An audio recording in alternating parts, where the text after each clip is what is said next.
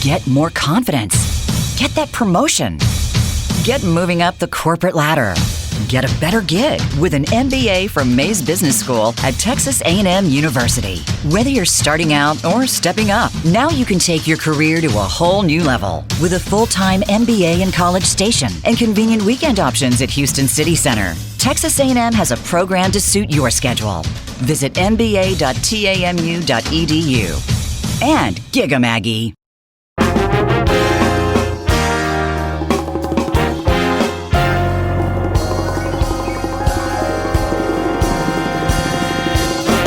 Howdy, welcome to Mays MasterCast. I'm Shannon Deere, the Assistant Dean for Graduate Programs, here with your... I just had it, I forgot it. Here with your dubacious host, Ben Wiggins. Google it, people. Dubacious, a cross between vivacious and dubious. I'm here with your dubious host, Ben Wiggins. Dubious. Good morning, Shannon. How are you? Dubious I don't think is good, but dubacious is amazing. Dubacious. Here we are. Don't Google Our dubiously vivacious host, Ben Wiggins.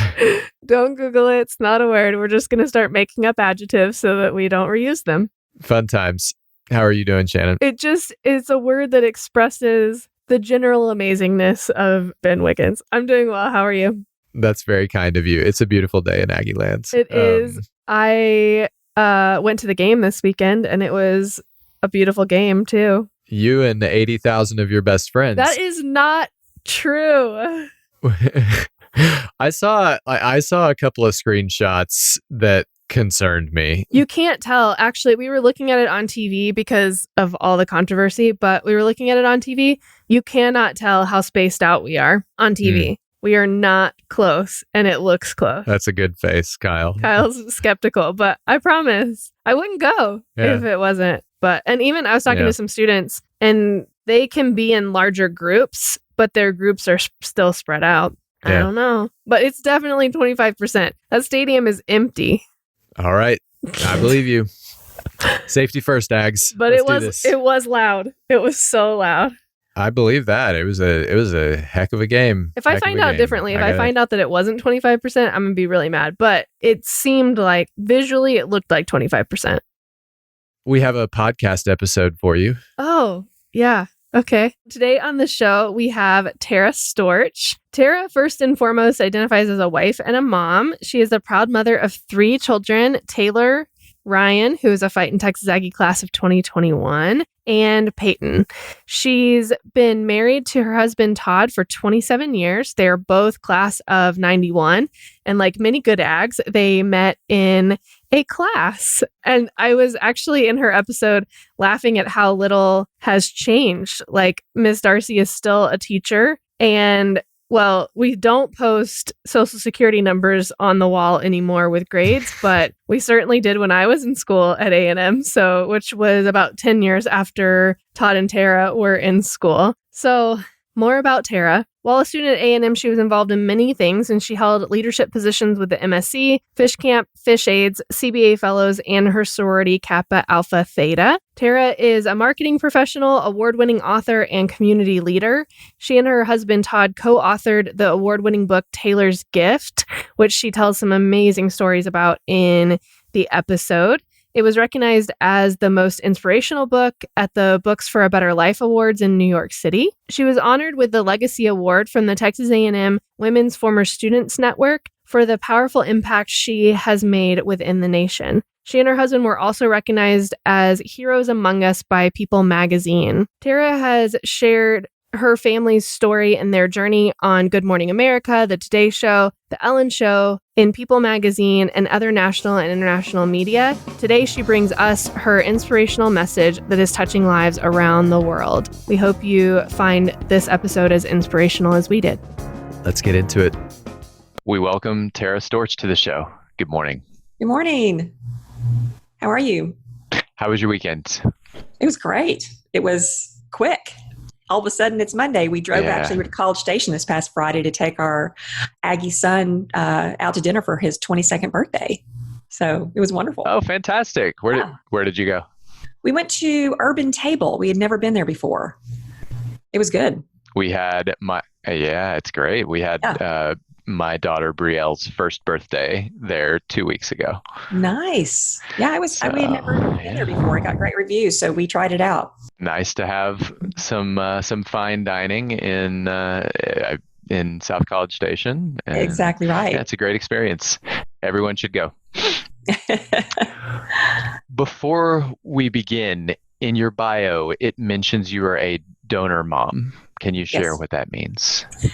Yeah, so that means that there has been someone in my family who has passed away who was an organ donor. So, as we go along the podcast, you may hear me say donor mom, donor family.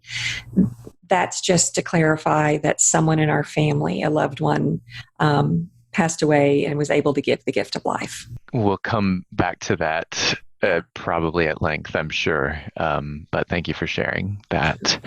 What is your favorite superpower? I would choose to be able to enter heaven for visiting hours. So I could see my daughter and those I love. If I had a choice, that's what my superpower would be. So after Taylor, who's the next person you would want to go see? Oh gosh, my grandmother, my cousin, the list is lengthy. So, but yeah, if heaven had visiting hours, that would be just incredible. And I would use that superpower to do that. Where did you grow up? I grew up in Abilene, Texas. My dad was in the Air Force. He was in Dice Air Force Base. And so I have 3 older brothers. I'm the only girl in my family and the baby. Yeah. So let's see, I am the first girl on my dad's side in 75 years. So wow. My brothers say that I was spoiled, but I may have been spoiled, but I wasn't spoiled rotten. And spoiled rotten means you don't appreciate it, right? So, So I very much appreciate it. But we lived in Abilene, and for a military family, we never moved. My parents went to Dice Air Force Base and bought a house thinking they'd be there maybe 18 months. Well, 57 years later, they're still in the same house. Wow. So when I go home to Abilene, I truly go home where my roots are. So that's how I grew up, Abilene, Texas. And then almost went to Texas Tech, I was registered and everything, and changed my mind at the last minute after a college visit and switched to A&M. So best decision ever. Whoop. You already shared briefly your road to Texas A&M, but tell us a little bit about your Aggie journey. Okay, so when I started A&M, I was a general studies major, okay, and didn't quite know what I was going to do. And I was trying to figure it out, and I had to declare a degree. So I chose education. And so I thought, okay, yes, I'll be a teacher. But soon learned that was really not the path for me. So in talking to my advisor, she led me to industrial distribution. So I went to industrial distribution for a while. Yeah. And for a very short while, because there were so much math and physics involved, and that was just not how my mind thinks. So I was very intimidated by that degree and backed out quickly. Okay. And then I went back to my advisor, and she invited me to check out kind of marketing classes. And so I took some marketing classes and just loved it and knew that was kind of my niche. And so we were in the Blocker building. There was no Mays Business School. So Blocker was the business school.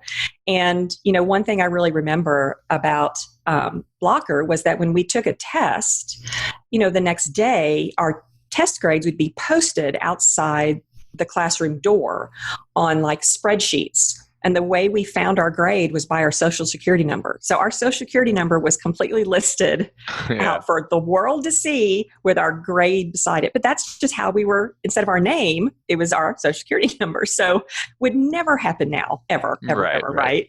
But my junior year, I became part of CBA Fellows. And that really was an incredible experience. I was blessed to be able to be part of that group, and it helped me get an internship at Kraft General Foods and got an offer after that. So starting my senior year, I had a job lined up and was just so grateful. What were you doing in the early days at Kraft? in craft, oh gosh, I was selling cheese to grocery stores. So I truly was. They gave me a Ford Taurus. They gave me a car. And so that was awesome. And they gave me a route of grocery stores. And so I was the one that went in and represented craft and checked to make sure that displays were up and, they had the right products and helped them place orders. And so it was very hands-on and very relational with, store managers and, different department heads within the store. So it was a great first job out of college. Fantastic.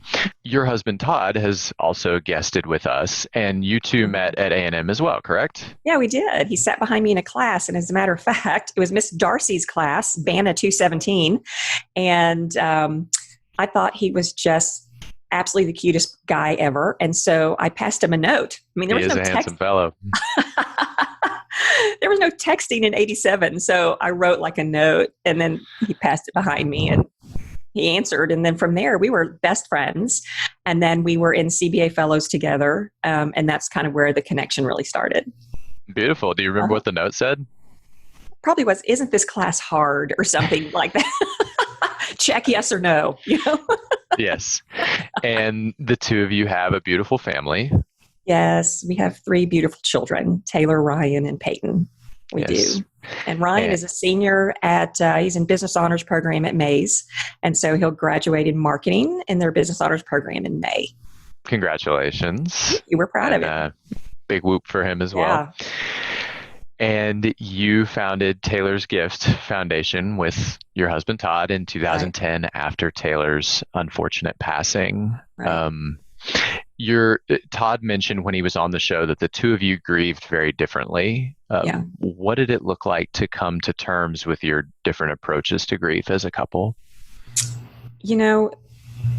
That was the hardest time, I think, our marriage, and I think any marriage endures, is a loss of a child. And we did grieve very differently. And we happened to meet another couple who were 10 years ahead of us in the journey. And they invited us over just to love on us because we were just falling apart. Yeah. Emotionally falling apart and not really sure how to support each other. And so they said something to us that really made us realize, why weren't we even doing this? And they said, you have to give each other grace to grieve the way that person is grieving. Yeah. And we realized we weren't doing that. I mean, the big difference was, Todd felt so much joy being around Taylor's friends and wanted to surround himself with with our friends. And for me, it reminded me of all the things we lost with her. So we were just on completely different stages there in our grief journey. And so we had to really just let each other be the way they needed to be. Because at the beginning I was frustrated. It's like, why are you wanting to be around all of her friends? And that's just so hard. And he was on the opposite side going, why don't you want to be around? So it was this back and forth, this tug.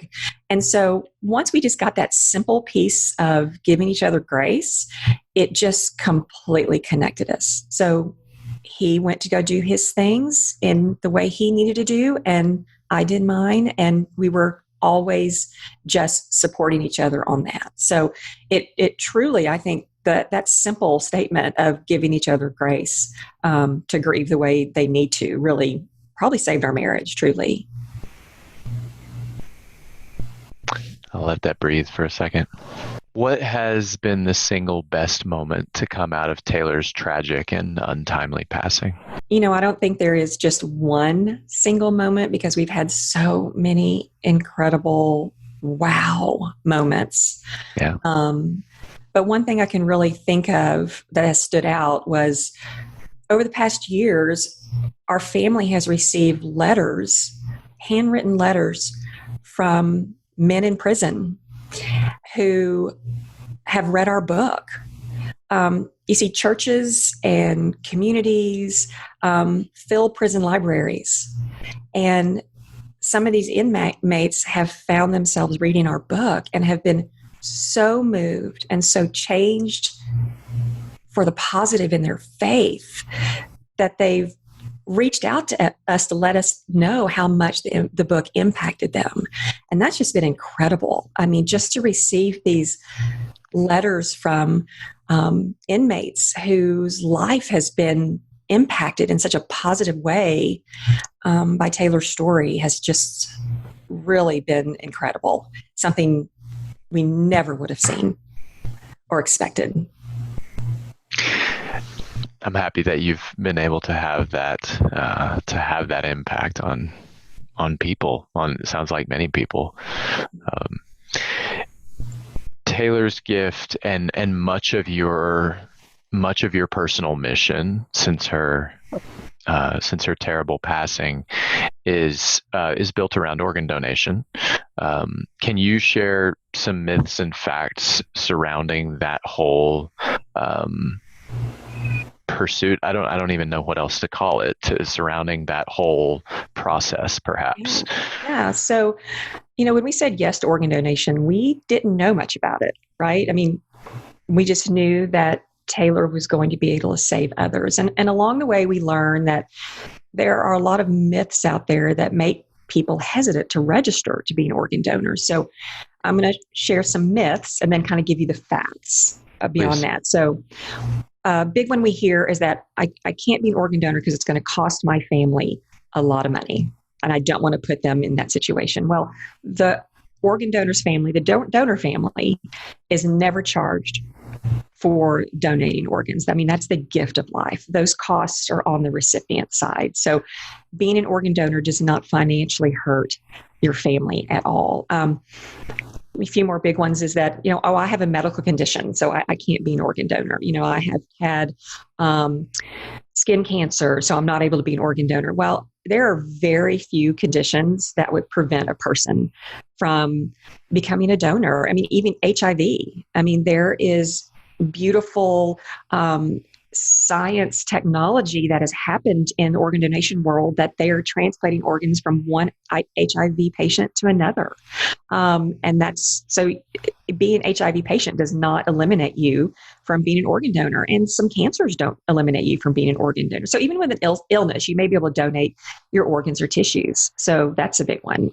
Another big one we hear is, if I'm an organ donor and I have that on my license, then when I go into the hospital and I'm really sick, the doctor's not going to work hard to save my life because they really need my organs. And believe me, that's something we hear a lot from people. It's like, that is never, ever going to happen. The doctors have an oath to save your life. They will do everything in their power to save your life. And a transplant team never even enters the picture until they know that patient has no hope to recovery. And so those are just completely separate. So yes, the doctor is going to do everything in their power to save your life, organ donor or not, no matter what. And then probably another one, and I'll end with this one, is that the rich and famous move to the top of the list, right? When they need an organ, I mean, they just get moved to the top of the list. Well, being rich and famous or having all the money in the world does not help your chances of getting an organ. It's 100% all based on medical need. And that's just where it lands. It has nothing to do with your status or financial status or popularity. And the reason it may feel that way is because the media talks about it. So when Steve Jobs got a liver, people knew about it. Well, it's because the media knew about it, right? So it may give that perception, but that is not the fact. That's not the fact. Okay. So there's lots of myths out there that I can talk about more and give you the fact behind it. But you absolutely want to share this education because you want people to understand the importance. I mean, one organ donor can save up to 8 lives, truly. And with tissue and cornea, you can improve 75 lives. So there is so much that organ donation does that is such a gift of life and has a ripple effect of good. I've heard there is a special place that was built just for donor families like yours, and it's named after your daughter. Can you share a little more about that?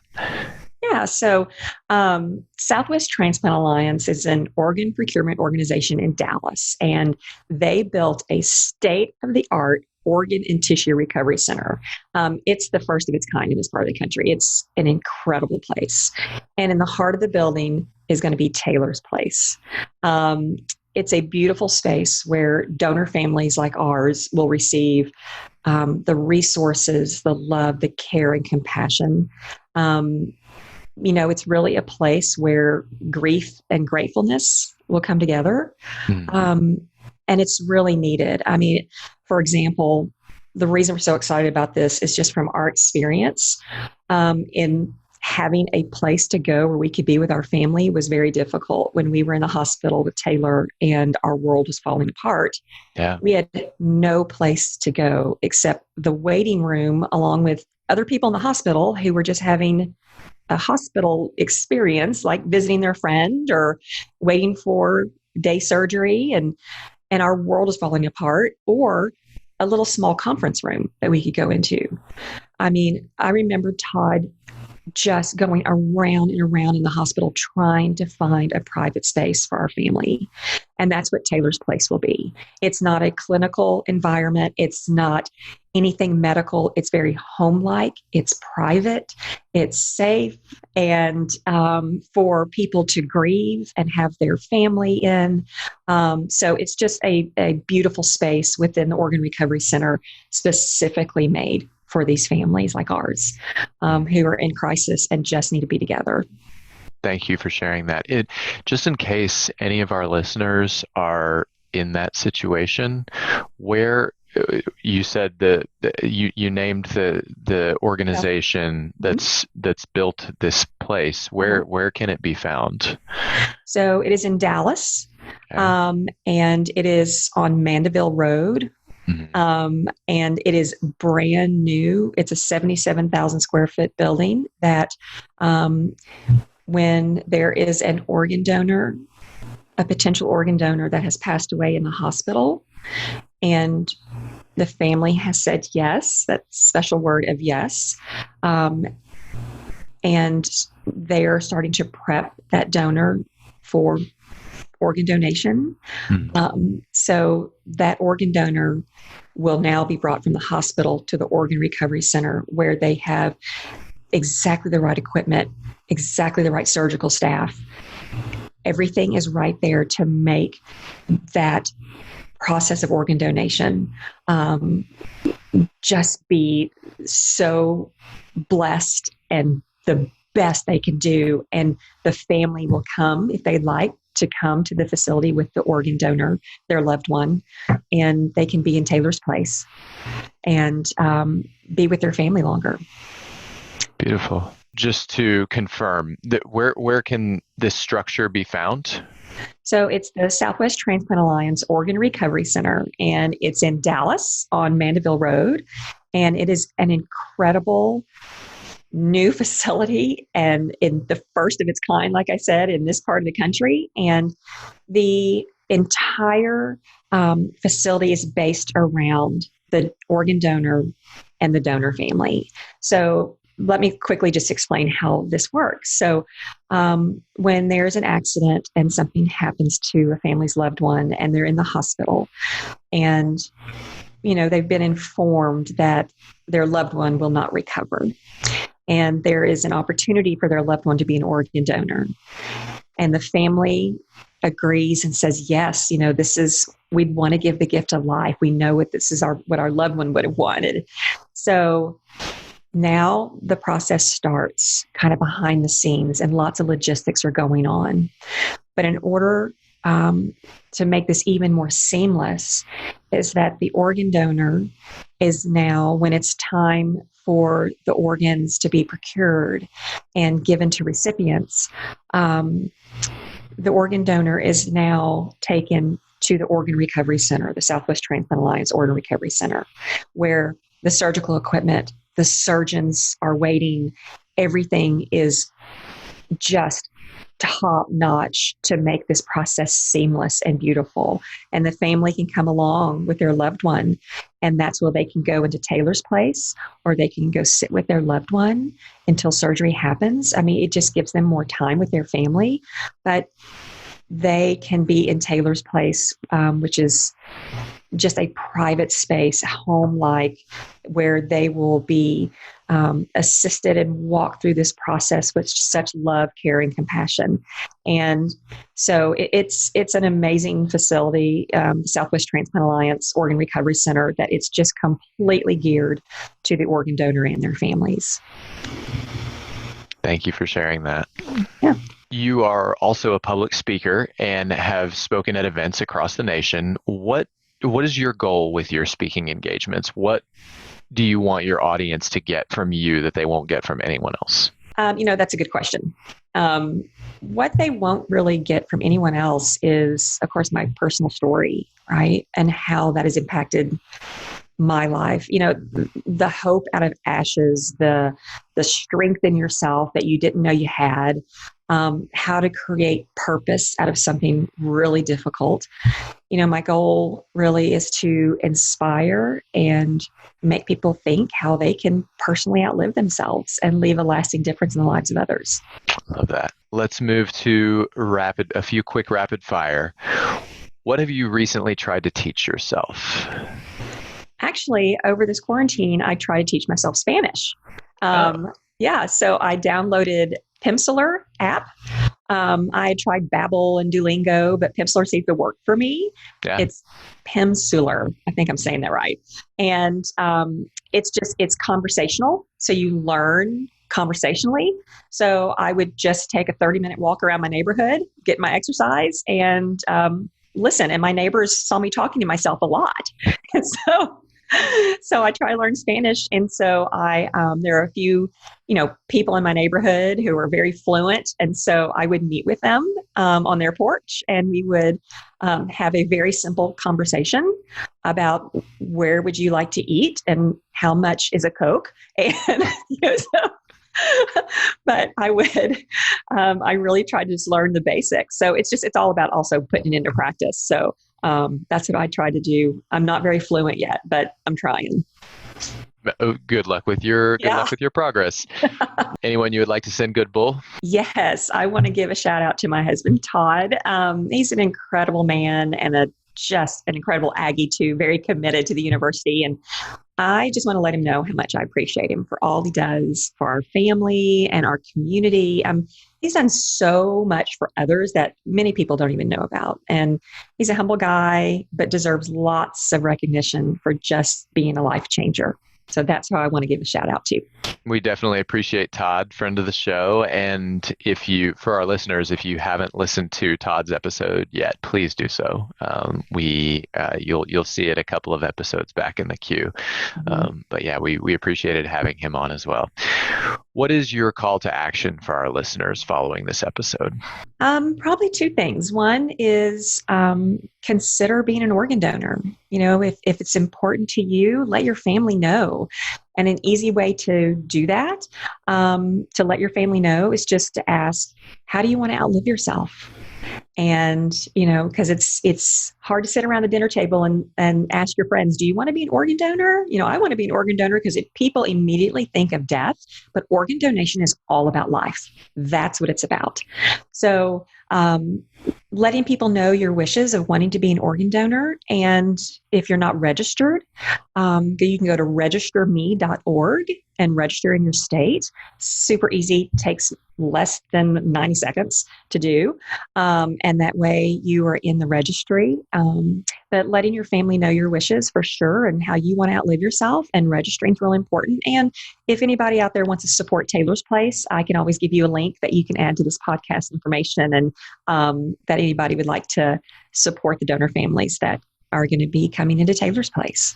Yeah, we'll have a link for that in the show notes for our listeners. Right. I think you made a great point. when you said that people don't want to talk about it because it involves death, and that's still taboo in our society. There are very few things left that are still taboo.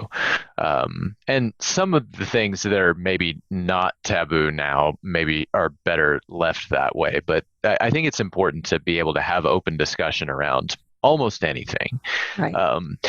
And so one thing that I'm looking forward to as our society continues to evolve is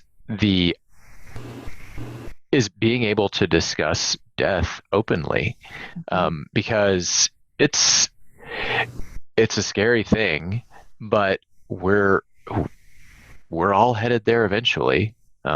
It's a certainty. It's maybe the only, depending on your religious leanings, it's the only certainty. And if you can in that moment give life to others. Yeah. Well, and beyond that, even the idea of being able to face that moment with grace and to give grace to others, and to be able to understand how other people who are dying and other families who are dealing with the loss of a loved one as it happens. I think being able to talk about those things is really important. It brought up a good point when, talking about it with your friends. And, one of the biggest things that we get asked also is, how do you be a friend to someone who's going through such deep loss? Yeah. And I'll tell you a quick story. Yeah. Is one of the hardest questions for someone like us who's lost a child, is the question of, how are you?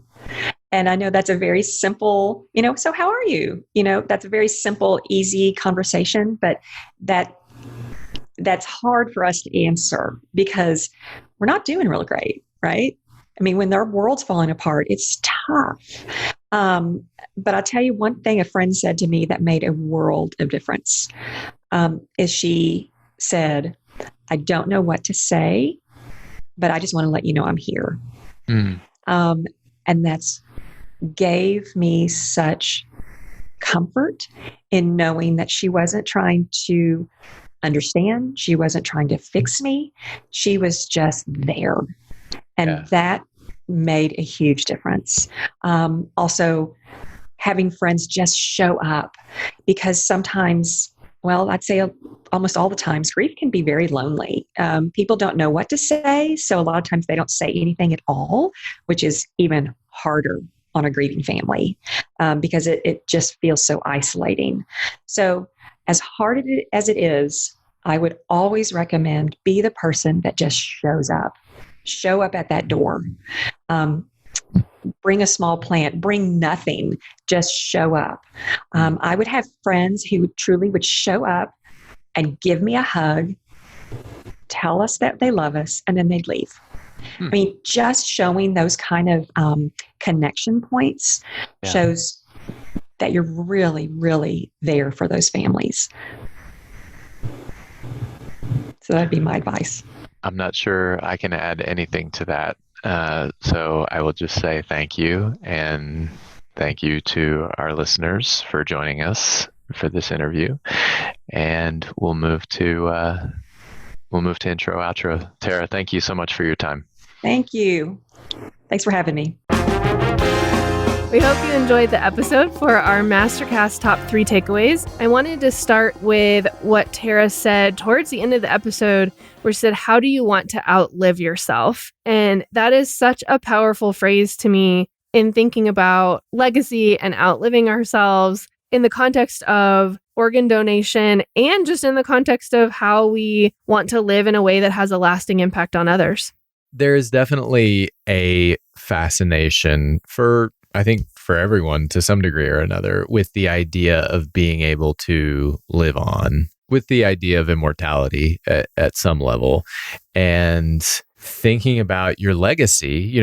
For many of us, really, legacy and organ donation are kind of our 2 options. And not mutually exclusive, right? That both could be. Right. Both could be an option. Yeah. yes, you can take advantage of both. And in my opinion, we should take advantage of both. But the idea of what are you leaving behind? I think it was Jackie Robinson that said a life is only important in the way it impacts other lives. And the idea that we are all kind of interconnected as a species is, in the long term, as individuals, we're all dead. But as a human collective, we mean something. And so how long will the human race, the human species last? I don't know. But there's definitely a fascination with the idea of doing the best we can to give something meaningful to those who outlive us and then letting them take it where they will. So yeah, organ donation I think is an important one. And like you said, legacy is the other thing. Yeah. My hope is that all of our listeners are giving some serious thought to that. Yeah. And I think that I love Tara's thought around reframing that from being about death to being about an extension of life, that we are able to outlive ourselves.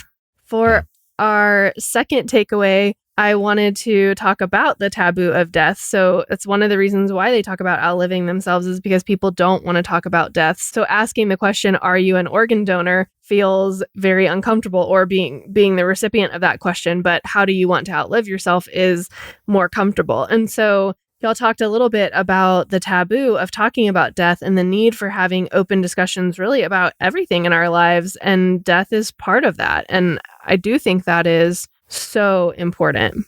I agree with that. And I think that one question that many people never consider is, how do you want to die? If you're given the choice, if you can be in the place that you want to be with the people that you want to be with and have the situation kind of set up the way that you would like it to be as you prepare to move on, what do you want that to look like? And for a lot of people, the reflexive answer to the question, how do you want to die, is I don't. And not an option. Right. And I get why that's the answer. What they mean is, I don't want to die right now, or I want to delay it as long as possible. And yeah, so yes, understood. And now, once you're there, what do you want it to be like? And I think many people just don't give a whole lot of thought to that. They don't give a lot of thought to if you have your choice, who do you want to be in the room? Yeah. And do you want to be listening to music? Do you want to be listening to a podcast? Do you want to be talking with your family? Do you want to what do you want your final moments to be like? And I think for many of us, having conversations with your loved ones about that can really change the way that moment plays out, and that time in your life and time in their lives plays out. And I think someone that I spoke with once talked about their memorial service and the idea that it's not for them. They're not going to be there, but that they want it to be a process that can best equip their loved ones to then move forward after they're gone. And I thought that was very noble and very unselfish. And I think was it Winston Churchill that had taps played at his funeral, and then to conclude the service, reveille immediately following.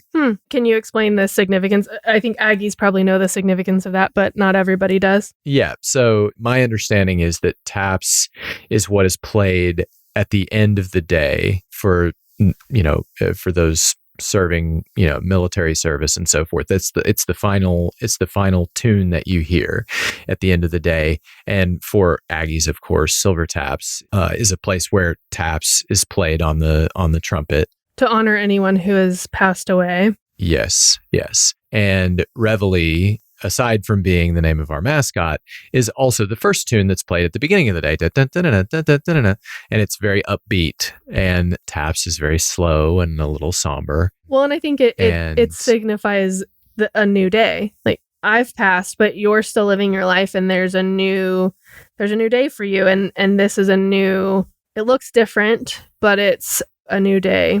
Yeah, that's exactly right. The playing of reveille. Mm-hmm. And I've given that a lot of thought, and I don't know if I'm gonna steal that idea, but something kind of like that. The right approach for me is when I pass, whenever it may be, I want people to be sad that I'm gone, but then I want you to remember, hopefully, that my legacy is a legacy of joy and of giving and of the courageous pursuit of a better life for the people that I care about and for those around us. And so go laugh, go have fun, go love, go live the life you've always wanted. Yeah. That's what I want people to take away from me. Pretty short, no matter how long you live it. Yeah.